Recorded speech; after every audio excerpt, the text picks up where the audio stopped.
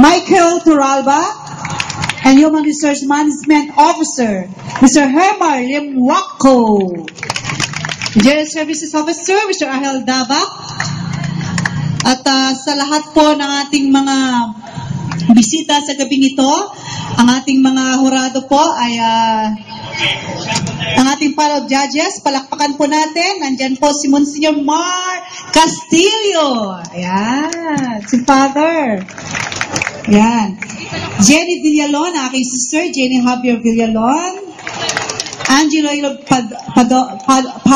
Padua. Ayan. Imelda Grace Santos. And Marlene Inocanyo. Yan. Ang labo ng sulat. At nandiyan din po ang ating kaibigan, ating kumarites, si Celestino Howard. At sa lahat ng ating mga binibining pagsangan 2012, palakpakan po natin, Zara Tolentino. Yan. Ambassador of Tourism, Teres Manansala. And the first runner-up, Jelay Minancio. And second runner-up, Mikey Soto.